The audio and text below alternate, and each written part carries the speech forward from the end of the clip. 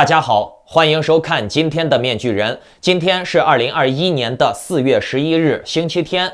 哎呀，今天国际上出大事儿了！哎呀，这习近平牛逼了呀，共产党牛逼了呀！继前几天中共把自己的辽宁号航空母舰开到太平洋之后呢，这次中共的舰队又和美军的驱逐舰队碰瓷儿了。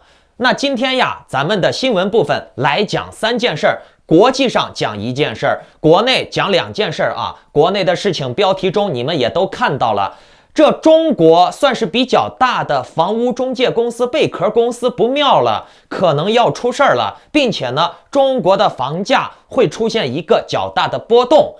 还有一个事儿啊，就是昨天面具人在节目中不是讲到了吗？要严格控制人群聚集，上坟也不让了啊。因为上坟也有可能是亲戚朋友1个、2个、3个、7个、8个啊，成群结队的。总之事情很多。那今天咱们既然探讨到房价了，面具人就要在节目的后半段的社会心理学环节来讲讲中国的房价为啥不能崩。还有呢，就是这个中共呀，确实走运呀，全球的房价都在涨。中共现在又续命了啊！好，这个事儿呢，咱们放在最后再说。先来说第1件事儿啊。节目开始之前呢，新来的观众朋友们就请点击屏幕下方的点赞、订阅、小铃铛，来看这张照片。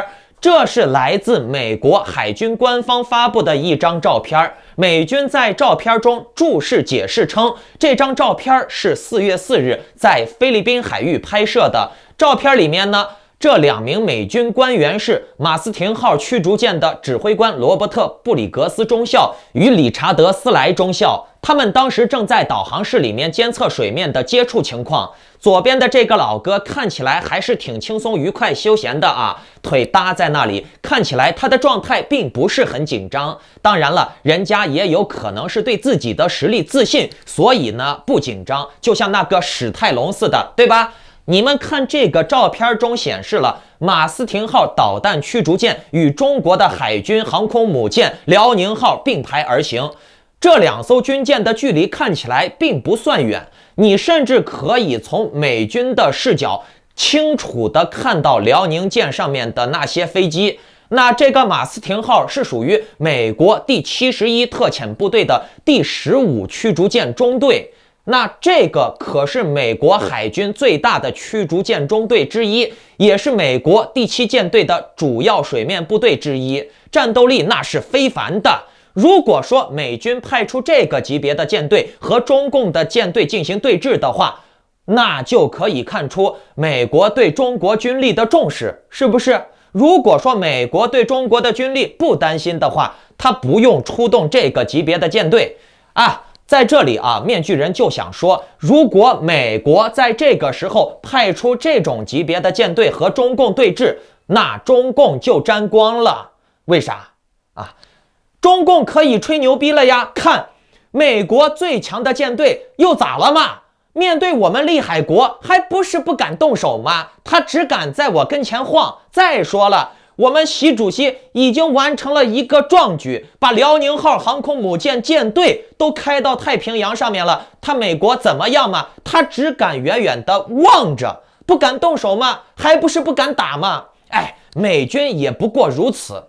国内的韭菜们听到这些话了以后，看到这种景象了以后，他们就会觉得，哎呀，为中共的勤劳付出是值得的，厉害了我的国，祖国为我们争气了。那这样的话，中共也就更加的有底气了呀，是不是？对不对？所以呢，你们看，中国的海军新闻发言人高秀成海军大校就放话了，日前中国海军组织辽宁舰航空母舰舰队在台湾周边的海域进行训练，这是根据年度工作计划组织的例行性训练，意在检验部队的训练成效，这有利于高度维护国家主权、安全、发展利益的能力。今后中国海军仍然会按照计划常态组织类似的演习训练活动。听懂了没？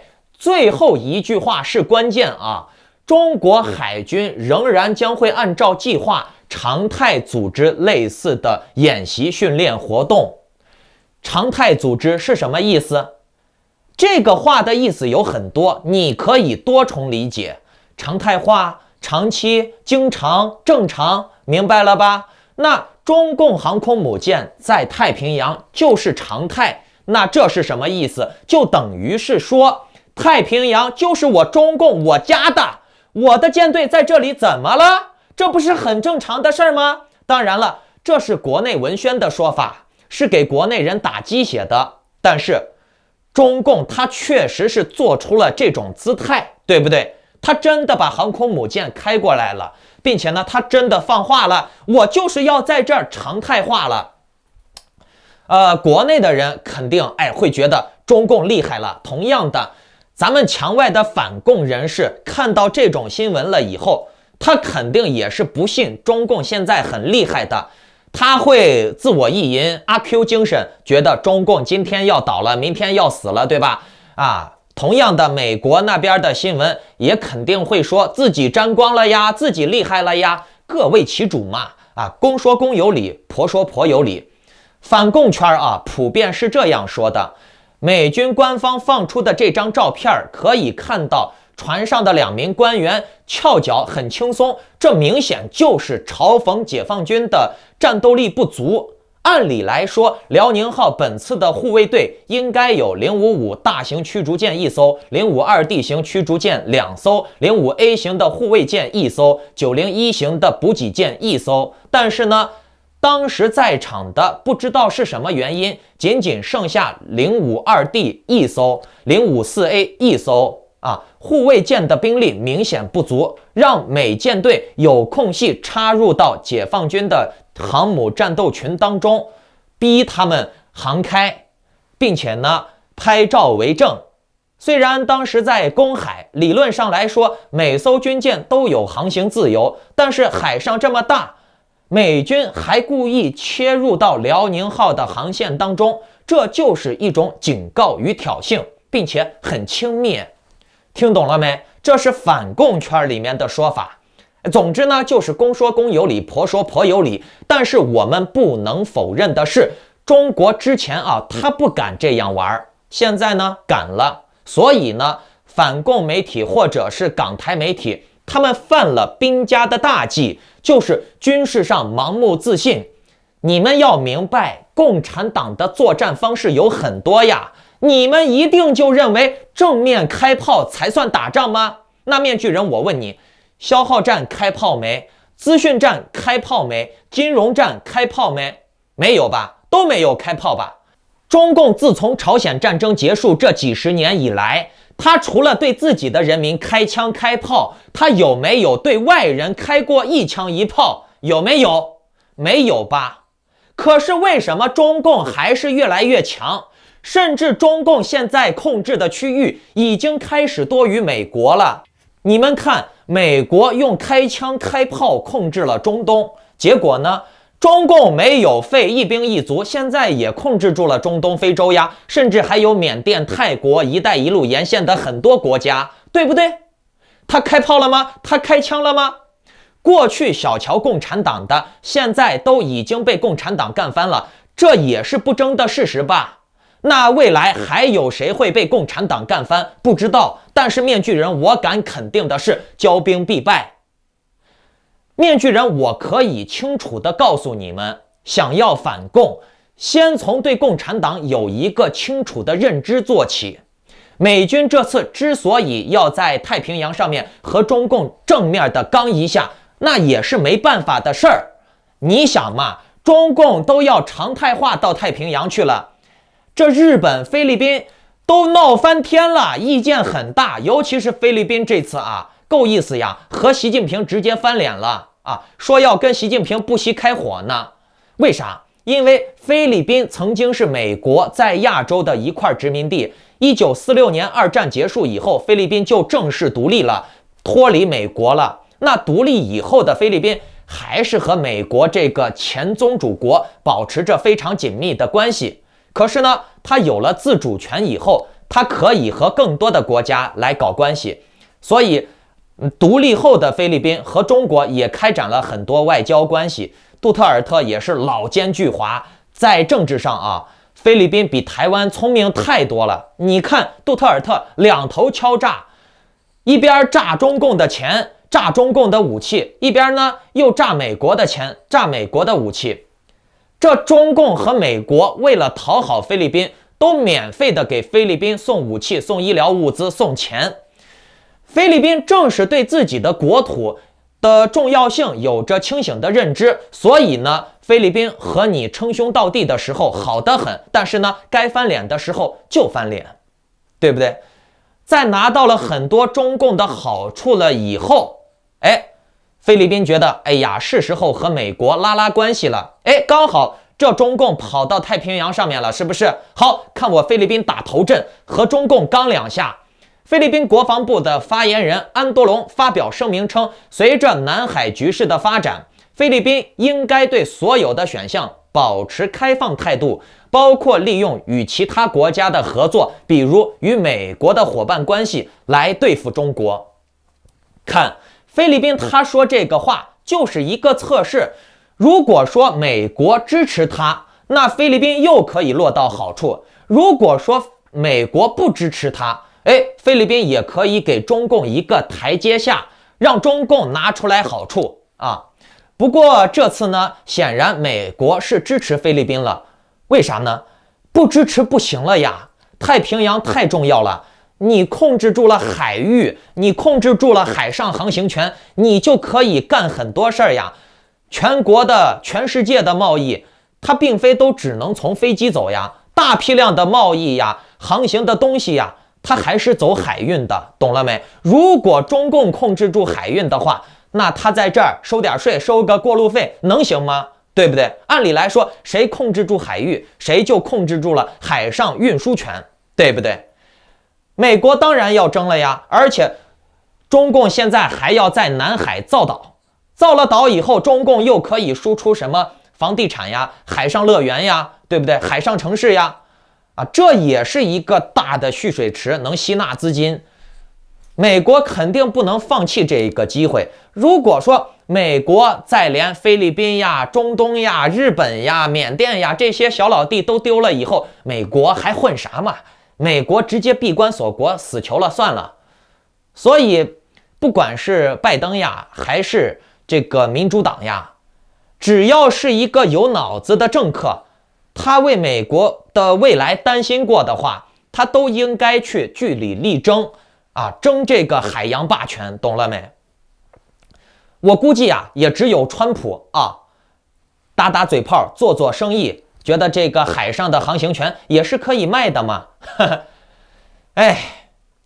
你看菲律宾很灵活，一会儿拿中共的好处，一会儿拿美国的好处，但是呢，他始终都能踩在红线范围内。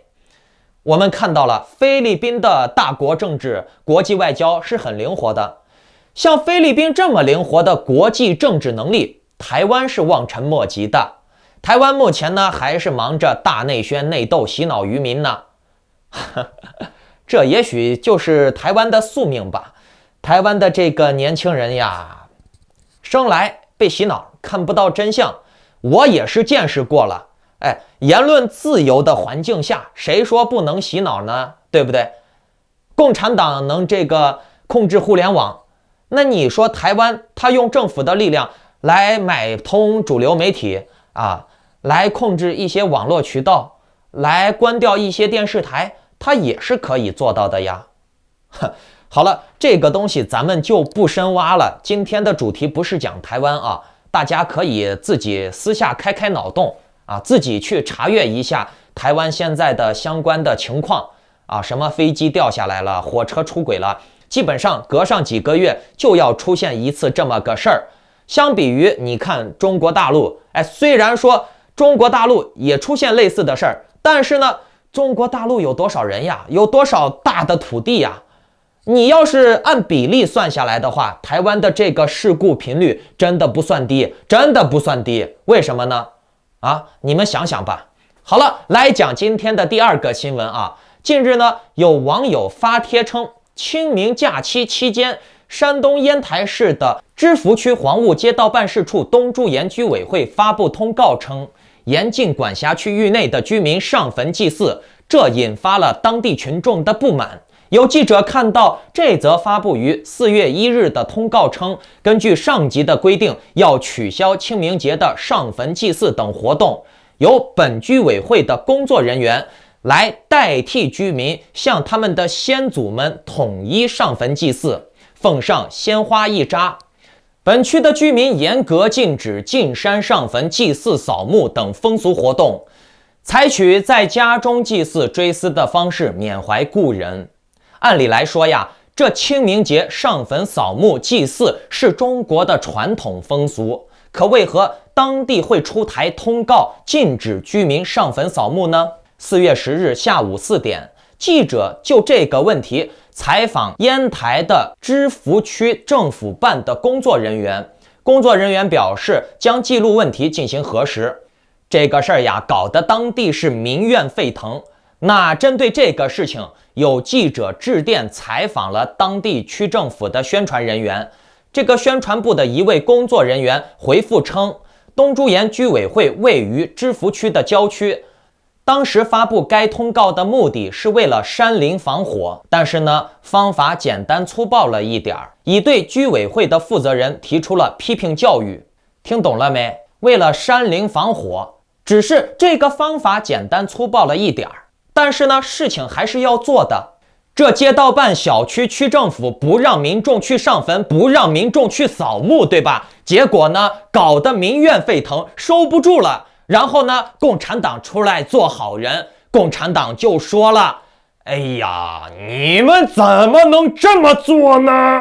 这样做是不好的，是不人道的。”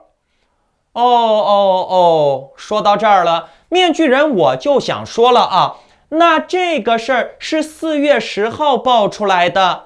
4月10号。哎呀，观众朋友们，这清明节是几月几号呢？可否留言告诉我呢？面具人，我忘了清明节是几月几号了。哎呀，让我回想一下啊。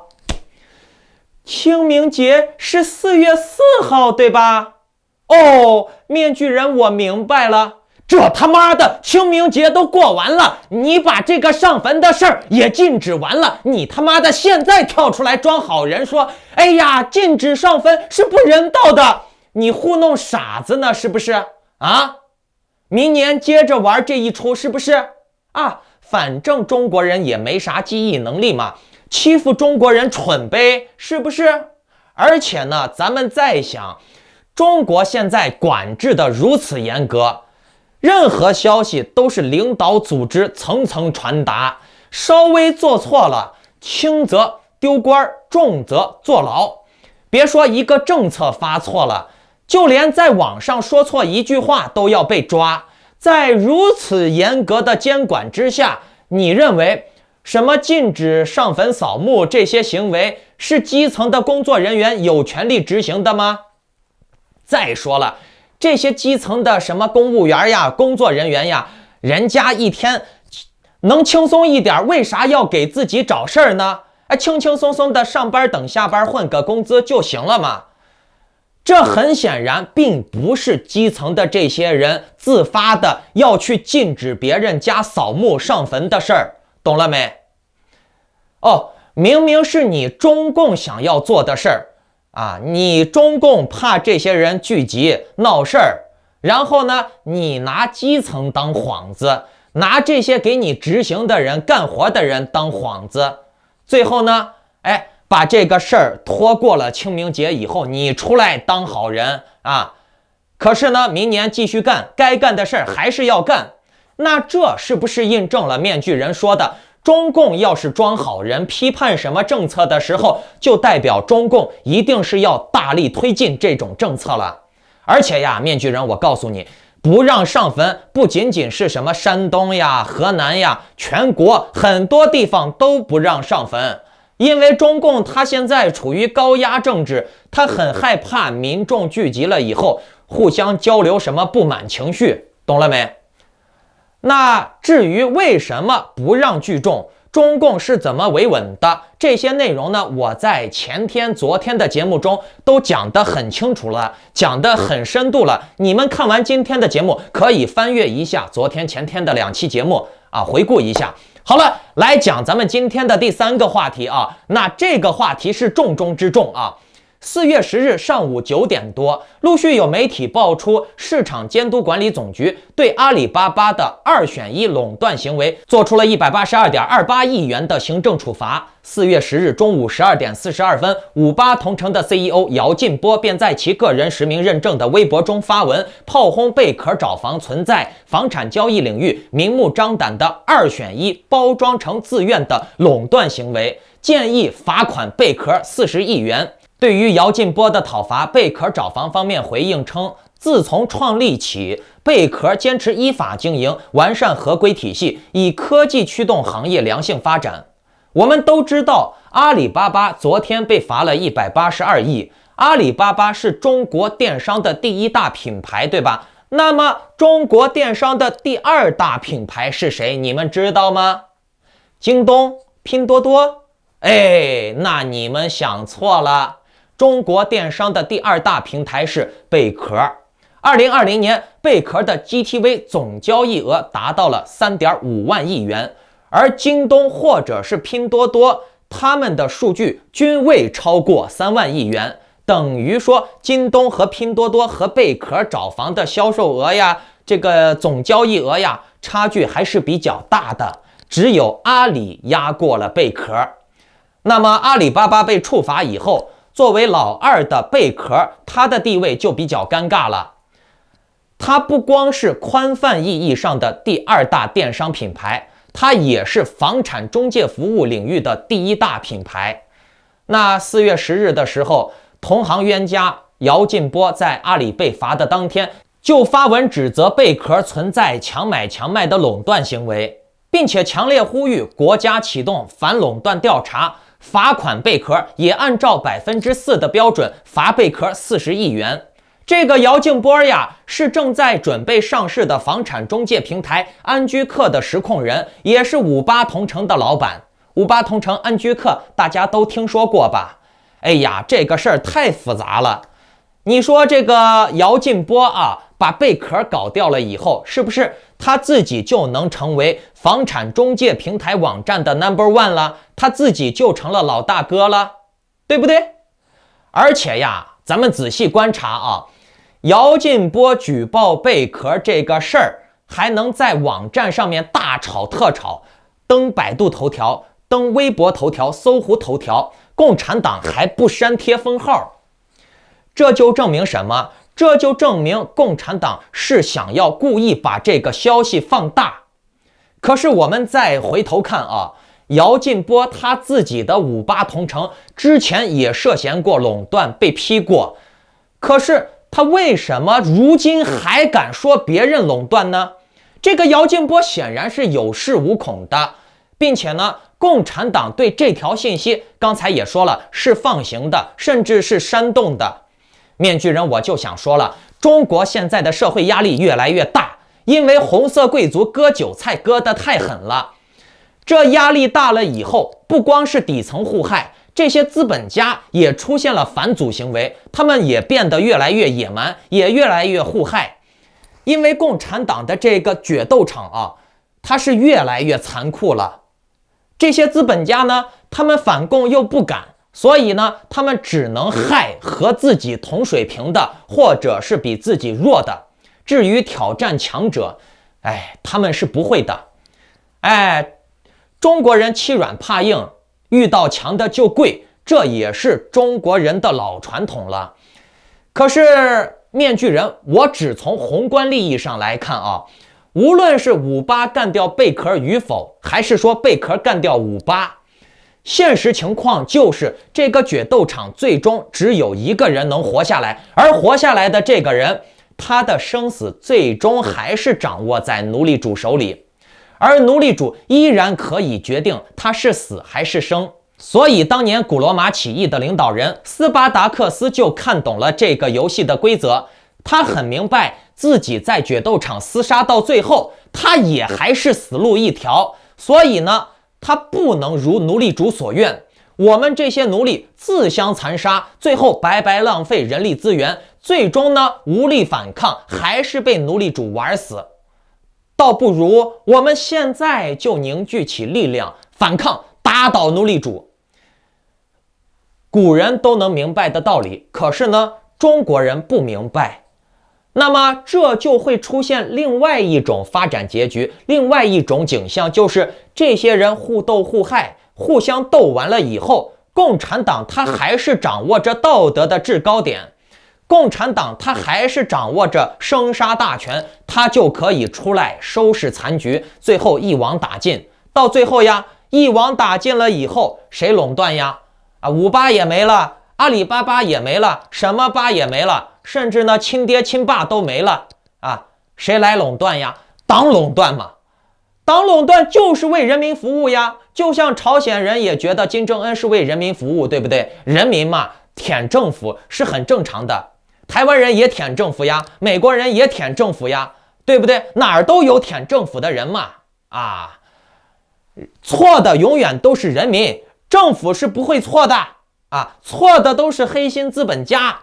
大家可以想象最终所有的数据、资本、资源都在共产党的手里以后，你觉得这个资源该怎么分配，卖多少钱，谁能买，谁不能买，是你说的算，还是资本家说的算，还是党说的算呢？懂了没？到了那个时候，你们还有的选吗？我就搞不明白了，为啥中国人总喜欢把自己的财富、把自己的权利、把自己的生死都交给党呢？难道你自己离了党你活不了？还是说从小就是这种巨婴思维被你爸你妈把你奴化了好好听话，听话了有肉吃。那面具人我也知道，我养一条狗，这个狗不听我的话，我可以不给它火腿肠吃，我可以给它一脚因为我掌握了这个狗能获取的所有资源，给不给它不是狗说的算，是我说的算，而你们就是那条狗而我就是那个红色贵族，懂了没？现在明白这中间的利害关系了没有？好了，既然讲到房价了，那咱们就来从社会心理学上面研究一下共产党是怎么玩房地产市场的。一个奇葩的社会总是会出现许多令人匪夷所思的事情。从心理学的角度上来看所谓的匪夷所思，就是远超出人们普遍经验和预期的一种无法理解的现象。这很令人难以理解，很令人费解，或者令人懵逼的方式，就叫做匪夷所思。由于人们的经验在自然的情况下，它所适应的是具有普遍性的规律，因此呢，匪夷所思的事情在大多数情况下，要么是被人们忽略的、不被重视的，要么呢就是人们所无法应对的。其实更多的情况应该是人们忽略的、麻木了。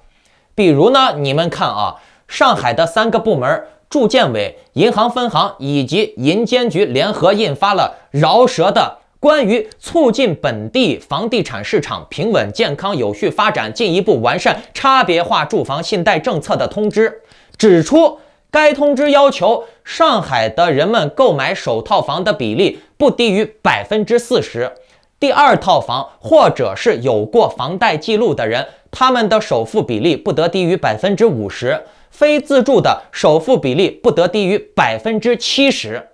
加上此前共产党出台的限制外地户口买房，限制那个不足离婚期限的单身户买房，还有各种各样的政策，上海市的房地产政策已经实质性的达成了没有买卖就没有崩溃的房价严防死守的钢铁长城。上海、深圳、北京的房价仍然是整个中国大陆中最高的，且不说上海市中心的房产均价超过了20万元每平方米，就是那些远郊的县城的郊区的房产的均价也大多超过了5-6万元每平方米。咱们按照上海房管所公布的数据来看，2018年上海的职工平均年收入为8.2万元。如果按照上海市区和郊区平均的房费算下来的话，12万元每平方米来计算，上海的职工不吃不喝1年的收入也买不到1个平方。就是远郊地区，你不吃不喝1年，你也才能买1个平方。换种算法来看呢，上海职工按照平均工资，在市区买房要不吃不喝干200年左右，在远郊买房要不吃不喝干70、80年左右。按照国际买房的标准来看，合理的房价收入比例大概是3到6倍的年收入左右，也就是说，一般人不吃不喝攒3到6年的钱就能买一套房。减去开销的话，5到10年买一套房不是什么难事儿。而且呢，国外的通货膨胀率很低，中国的通货膨胀率每年至少10%，对不对？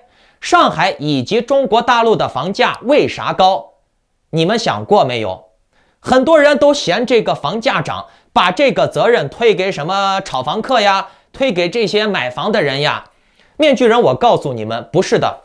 房价为啥高？很简单，共产党只要同时垄断、控制、操纵土地的供给、市场的准入、购买的限制，推高房价就是顺理成章的了呀。那些什么从经济发展趋势、城市化前景、市场刚需等角度分析房价高的成因的那些，都是骗傻子的。房价为啥高？他们这些专家心里面没点逼数吗？其实房价和粮价万事万物都是一样的。共产党如果同时控制面粉的供应、馒头的市场准入，再加上购买限制，把一个馒头卖到250块钱也没什么困难的。前2天不是一杯奶茶还卖500块钱呢？咱们再看，比如古巴，拨号上网每小时需要5美元到8美元，而 WiFi 上网卡每小时也需要2美元。但是呢，古巴人的月均收入也只有20美元，也就是说，玩一局吃鸡1个月白干。可是他们这些权贵阶层，掌握了核心资源的人，他们却无所谓，想怎么上网就怎么上网，对不对？咱们就看上海最便宜地段，那些地方最偏的房子啊，你买首套房100平方的新房，总价也差不多要450万元左右，首付30%，大约就是135万，相当于一个工作差不多的人，他20年的平均收入的总和。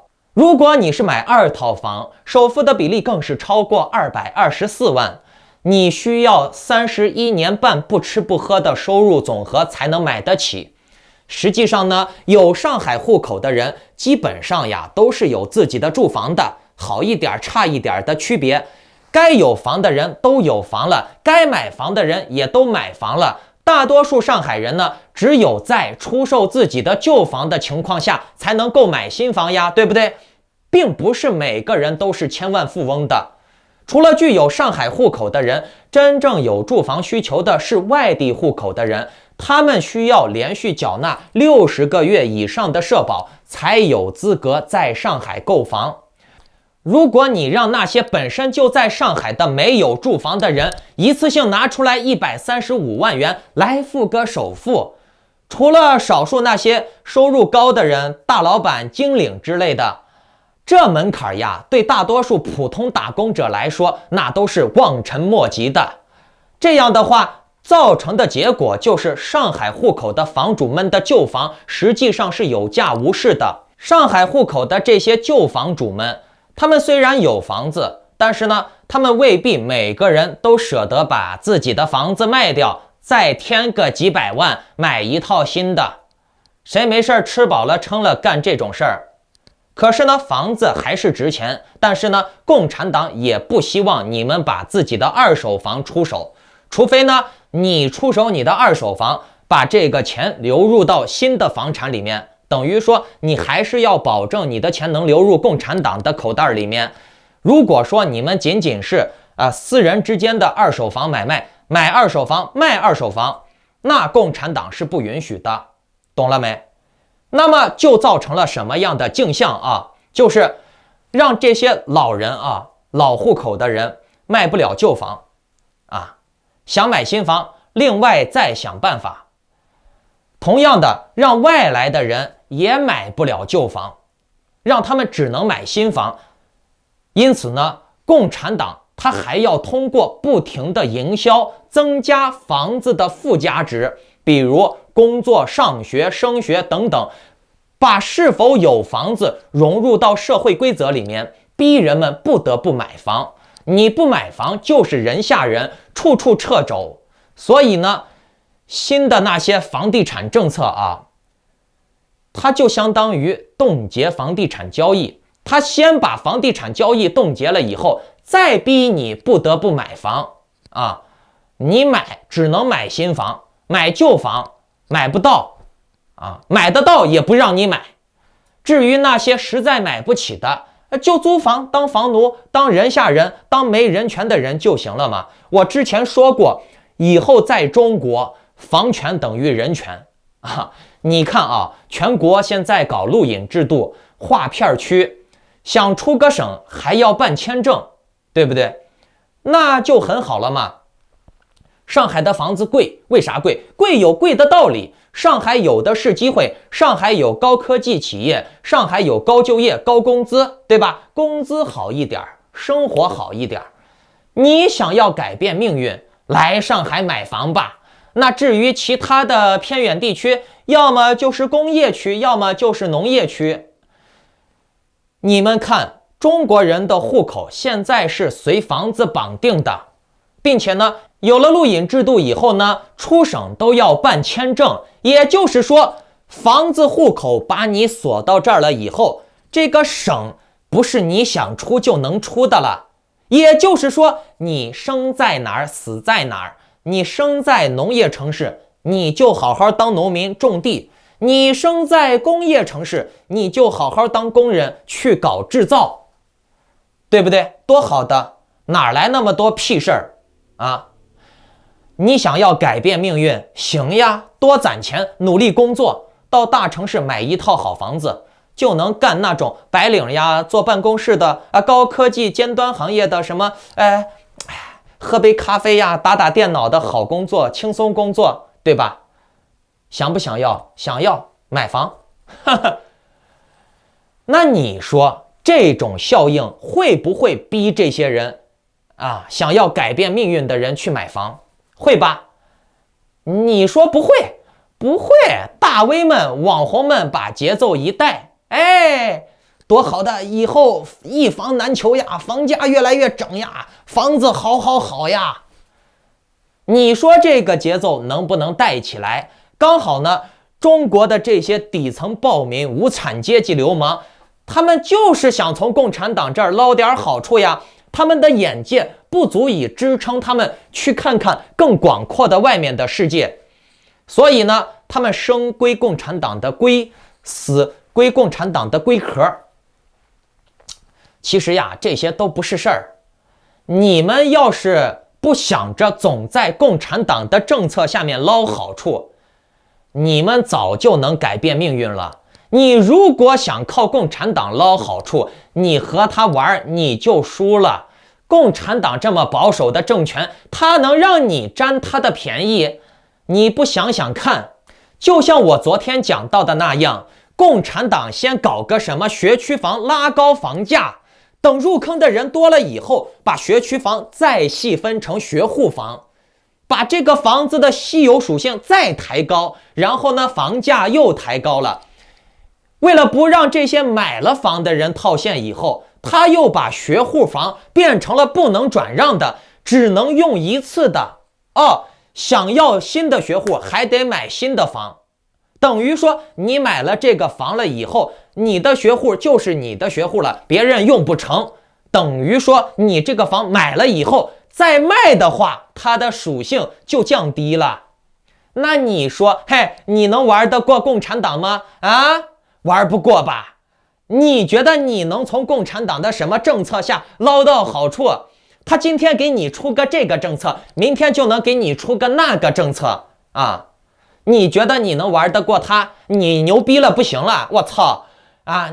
法是你立的，还是规矩是你立的，还是说市场是你掌控的？是共产党，搞懂了没有？不用再研究什么政策，你玩不过共产党的，跑才是硬道理啊。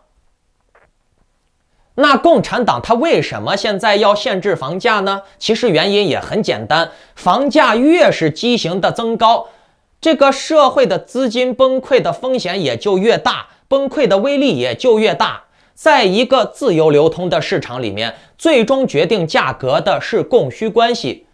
可是你们看啊，在中国几轮价格波动以后，这个供需关系趋于平衡了，那么房价呢也就应该达到一个合理的区域呢，对不对？但是呢，在共产党一手遮天的同时，他又搞垄断和控制，操纵土地，然后呢搞噱头，把房子的属性跟社会的属性捆绑，又调高市场准入以及购买限制，他各种能玩的办法都玩了。这个供需关系一直是扭曲畸形的。中国的房子既不能自由的买，也无法自由的卖，以至于房价越垒越积越大，偏离了供需平衡的那种自然的价格。所以呢，房子的风险也就越来越大。我们如果再加上人口老龄化、人口萎缩、结婚率低，很显而易见的就是这房子没人住了还怎么卖，对不对？那既然是这样，共产党为何还要抬高房价呢？很简单呀，共产党印的人民币它要收回来呀，共产党要压榨这些人的劳动力呀，对不对？人活着总要有个奔头嘛，对不对？人活着总要有个追求嘛。如果说你什么需求都满足了，你还哪来那么大的动力去干活呀？再说了，人口萎缩呀，结婚率低，这些东西也都是可以调控的嘛。可以解决人口的好办法多得很，比如尽可能的限制人口流动，划片区，对不对？什么农业区呀、工业区呀、城市区呀，然后呢，再锁盘，让这些房子卖不掉，让新房能卖的就卖，给你们先画一个饼，买我的新房，以后呢就能改变命运，孩子就能上好学校，孩子甚至可以复读。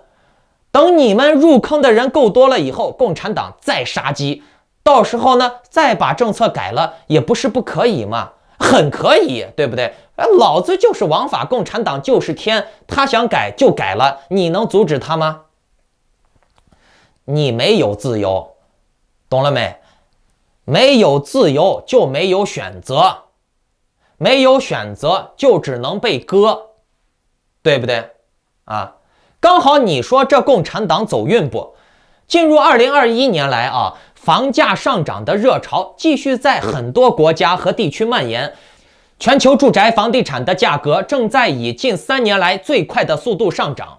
2020年以来，全球房价平均上涨了 5.6%， 看到没？1年左右的时间，全球的平均房价上涨了 5.6%， 这已经是很猛的数字了。土耳其更是连续4个季度位居上涨的榜首，涨幅高达了 30.3%。 新西兰排名第2，想不到吧？新西兰还排名第2，涨幅为 18.6%。澳洲这边呢没有啥变化。斯洛伐克排名第3，涨幅为16%。俄罗斯排名第4，涨幅为 14%。其中呢，涨幅超过 10% 的就有10个国家。美国的房价同样在疯涨。看，房价又涨了，这中共就又有底气抬房价割韭菜了呀，对不对？不过呢，这种现象也告诉了咱们一个事实面具人，我想借着这个机会告诫你们告诫你们这些底层屁民垃圾们一个事实，那就是你太弱了，弱到了你最好不要相信运气。人家别的国家房价涨了跌了和你没关系，尤其是什么澳洲、新西兰这些地方，人家的生活好呀，人家有自由呀，钱好赚呀。你呢，房价再涨，最终呢你买不起的还是买不起，你买得起的呢，买得起的更惨，买得起的你的房子最后还是数字货币，对不对？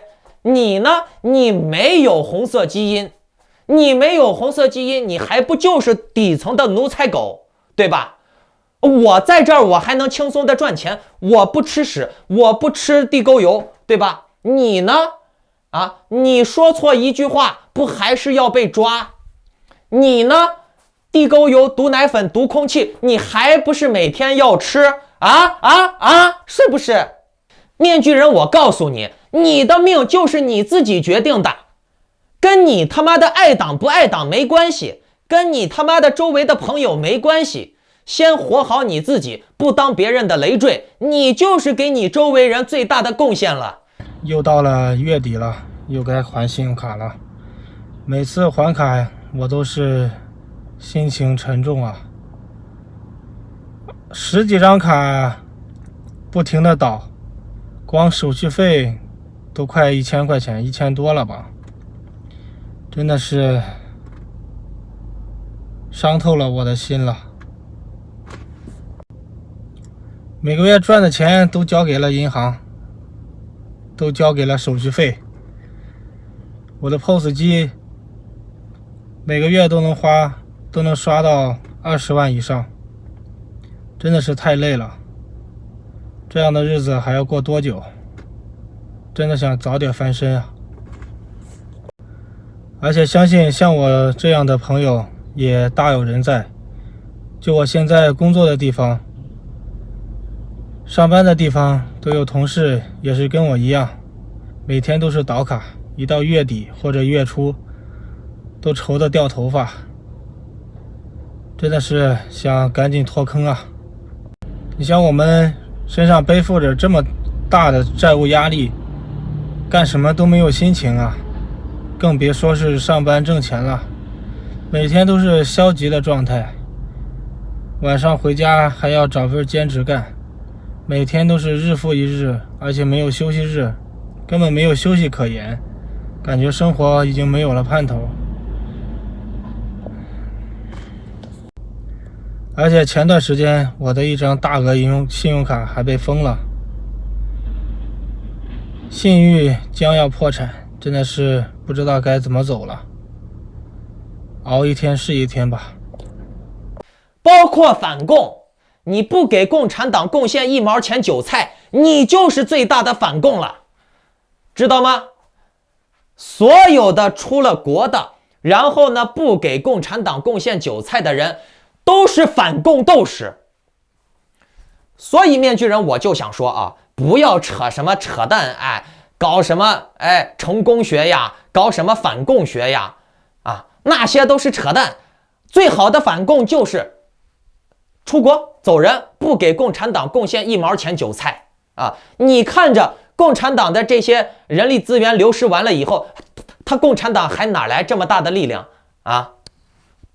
当然了，反共不反共，这是意识形态问题，这是公德心问题。你自己的命，你自己的生活水准，你自己的子孙后代才是最重要的呀！